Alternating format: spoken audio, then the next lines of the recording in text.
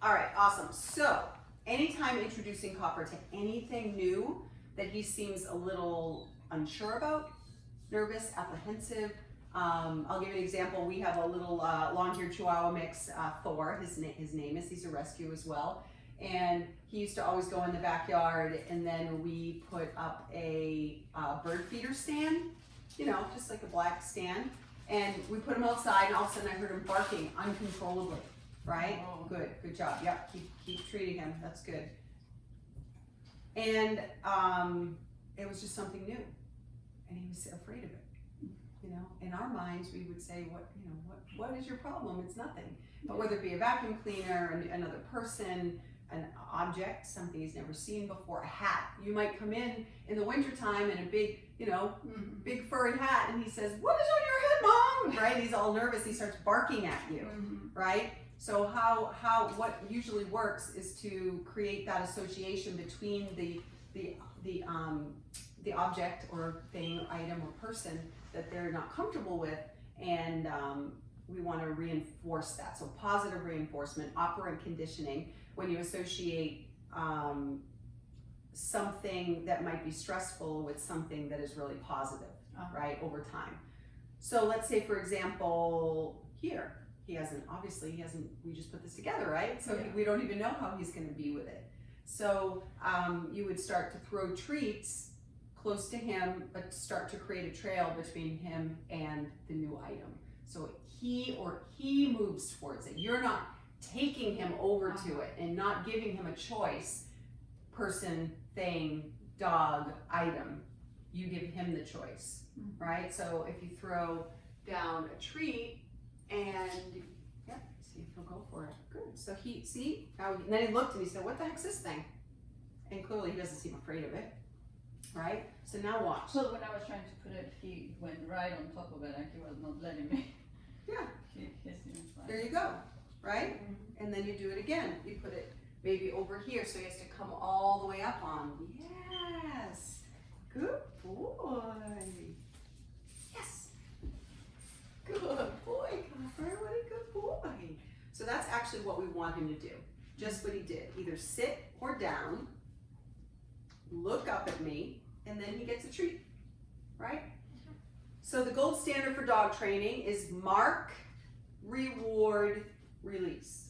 All right, gals? 3 steps. Mark is the sound or the word that we use that lets Copper know that what he just did is what we wanted him to do. Okay. So, common, buzzer, clicker, click, or yes. Really common. You can use any short word in any language, but you just need to make sure that you're consistent. Yep, take him right off of there.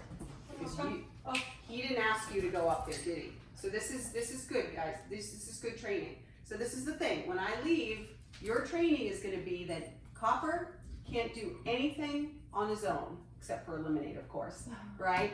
But anything that he wants to go up on the couch.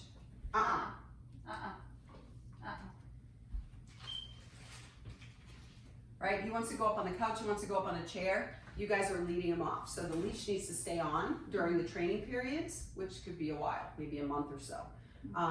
But just make sure he's not chewing on the handle. That's the only thing. Yeah, he got it the first time. No. But yeah. Oh, that's a bummer. And it doesn't come off. Well, he tried to chew it and he was like, and that doesn't work. So. Yeah. But yeah, I mean, it still works. Yeah. Okay. So Mark, yes. Is that? Do you gals want to? Is that okay to use that word? Or do you want to use something else? We'll say. We've been saying like good boy or. Okay, so great. I'm glad you brought that up. So yeah, good boy is praise, which we want to give a lot of that to him, but not the mark word. Okay. So marker, yes, it could be in another language. You know, see, whatever. Yeah, and try not to touch him. Okay. He's not enjoying that in the moment because he's too excited. So then you add that, and he did that with his head. So that's the body language you guys want to be aware of. The only time I want you to give him affection is when he's calm and relaxed, not when he's excited. Like just now when he came to me and he put his head, was it fine that I touched him then? Because he like came to me, put his head on my waist. let me see if I see it again and I'll let you know. I don't want to give you feedback and say, ooh, I don't quite remember what he did, so I'm not sure. But in training, when he's a little nervous, like no affection to him. He doesn't need he needs strong leadership right now, Yeah. right? He needs boundaries, limitations. He needs consistency from you gals. At night, he's calm and relaxed. You're watching a movie. He's sitting on your lap. You give him affection then. Okay? Okay, good. So this is good. So mark is yes. The reward is whatever the reward is. All dogs are different. Some dogs are not food motivated at all. But apparently he is, but we want to find a higher value reward that he'll go nuts. You'll see it.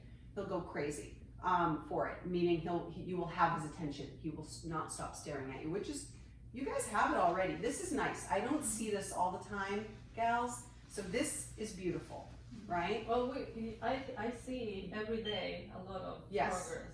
Yes, but this is it. Yeah. Patience. Not letting him he has too much freedom. Too much freedom. Meaning he can do whatever he wants, whenever he wants. And we need to reel that in. And he needs to know that everything that he wants, he goes through the two of you gals. Everything he wants. If he wants to jump up on that couch, he sits and he looks up at you and he says, Yeah, we've been can I working come up on that. here?